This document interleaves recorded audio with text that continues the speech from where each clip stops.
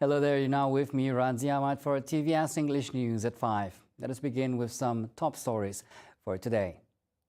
The 107.7 billion ringgit temporary operating budget has been passed in the Dewan Rakyat.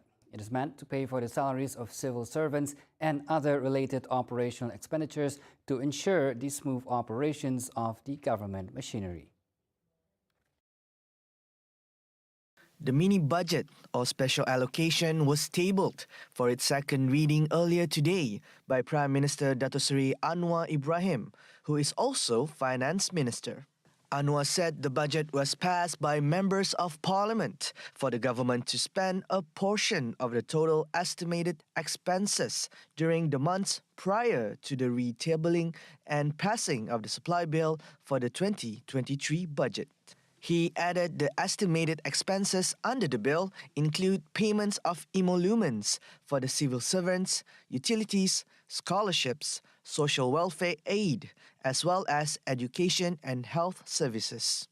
The mini-budget was also passed so that payments for ongoing development projects and contracts can be made on schedule. According to the Dewan Rakyat order paper, funds for the temporary budget will come from the Development Fund. The government is in the midst of revising the 2023 budget tabled by the previous government before Parliament was dissolved last November. Anwar is scheduled to table a full new budget in February 2023. Meanwhile, the unity government has agreed to proceed with giving an annual salary increment, KGT, of 100 ringgit to all civil servants from grades 11 to 56. The Prime Minister Dato Seri Anwar Ibrahim said the government also agreed to give special financial assistance, BKK, of 700 ringgit to civil servants under grade 56 and below, and another 350 ringgit to 1 million government pensioners. Anwar said this when tabling the mini-budget for service expenditure at the Dewan Rakyat on Tuesday. Previously, the Congress of Unions of Employees in the Public and Civil Service, QPACS, called on the unity government under Anwar's leadership to maintain all initiatives for civil servants, which were announced by the previous government. QPAC's president, Dato Adnan Mat, was reported as saying that the initiatives were promises made previously by the government as employers to the civil servants.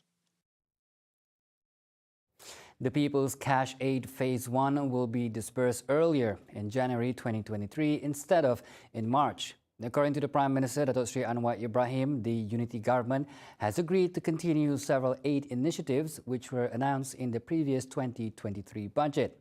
He said this when tabling the mini-budget for service expenditure at the Dewan Rakyat on Tuesday. The government will also continue giving the early schooling aid of 150 ringgit to all pupils this January, regardless of their parents' income limits, in addition to the social welfare assistance to poor households, the elderly and the disabled.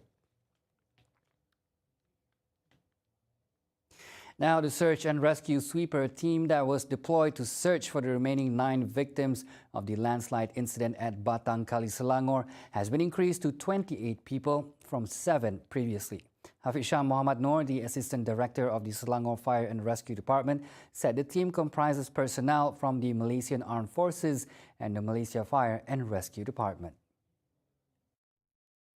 He said this at a press conference on Tuesday. He further added that the operation on its 5th day started at 8 a.m. with the team still clueless on the whereabouts of the remaining victims and having to search through soft, muddy ground. The landslide, which happened at 2:42 a.m. last Friday at the father's organic farm campsite, had claimed 24 lives thus far, while 9 still missing, while 61 of them were safely rescued. Cleaning our rivers is a compulsory and continuous process to ensure that they are free from pollution and their water is clean, thus contributing towards a more sustainable environment. Now, Sabah today made history when it launched a river cleaning apparatus that is able to collect 60 tons of rubbish at a time. With a cost of 300,000 ringgit per unit, this apparatus is capable of collecting 90% of the garbage polluting the rivers. Now on the line, we have Amirul Mukminin live from Sabah to report on the launch. Go ahead.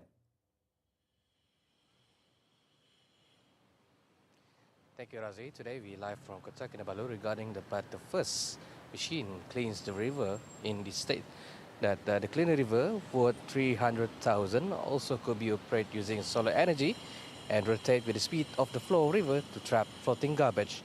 This initiative will be commercialized by Sabah State Government to ensure the installing process ongoing well during 2023. The cleaning system like this will be beneficial to the community, especially to preserve flora and fauna and attract more tourists. This device will be installed in Kinabatangan River, Padas River, and Pensiangan, which connect to Kalimantan. This is the work of between University Malaysia Sabah, UMS, and Kementerian Sains, Teknologi dan Inovasi Sabah (KSTI), which is they generate funds to build this small machine to ensure our river in Sabah cleans. Thank you, Razi. Thank you. That was Amirul Mukminin reporting live from Sabah. More news coming right up. We'll be right back after a short break.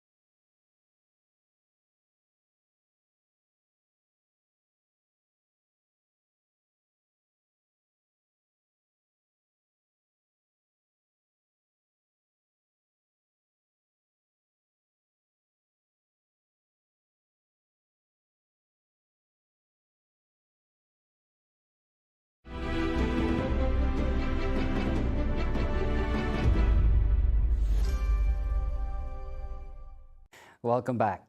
A house in Kampong Pulo Ulu, Kuching was burned down early this morning, leaving 14 of its occupants homeless. The Sarawak Fire and Rescue Department, Bomba, said in a statement that there were no injuries as the occupants managed to escape safely from the fire. According to Bomba, they received a distress call about the incident at 4:22 a.m. and firefighters from Petrajaya and Padungan were deployed to the scene. The firefighters involved proceeded to extinguish the fire and managed to control it moments later. Now, after ensuring the situation was completely safe, the firefighters ended the operation at around 6:39 a.m. The total losses and cause of the fire incident are still under investigation. Now, Sarakian gymnast Nur Sabrina Ismail Abdullah brought home gold for Sarawak in the first ever Singapore International Rhythmic Gymnastics Cup 2022. She won gold medals in the balls and clubs routines, as well as the coveted overall champion trophy in her category. According to a Facebook post, the 11-year-old was the only gymnast representing Sarawak at the championship held at OCBC Arena Hall 1 in Singapore on Sunday. Aside from the 2 gold medals, Sabrina also claimed the overall champion trophy in her age category. This marked her first victory at an international competition after coming in third at Circuit Remaja Seri 2 in Kuala Lumpur and getting bronze medal overall in a Thailand championship this year. Nor Sabrina, aside from studying at St. Andrews International School in Bangkok, Thailand, is currently being trained by coaches Desi Bogushiva and Zhao Tian Ke at the Bangkok Gymnastic Club. Sarawak's Autistic and Rhythmic Gymnastic Association President Helena Christine Wee said Sabrina will be representing Sarawak at Sukma 21 in Johor in 2024. Over at World News, the United States of America hopes that China can address the current COVID-19 outbreak, as the death toll from the virus is a global concern due to the size of the Chinese economy. The State Department spokesperson Ned Price said it's not only good for China to be in a stronger position vis-a-vis COVID, but it is good for the rest of the world as well. Price said the toll from the virus is of concern to the rest of the world, given the size of China's gross domestic product and economy. He added that anytime the virus is spreading, it has the potential to mutate and pose a threat everywhere. He said that is why the United States is so focused on helping countries around the world address COVID. China reported its first COVID-related deaths in weeks on Monday amid rising doubts over whether the official count was capturing the full toll of a disease that is ripping through the cities.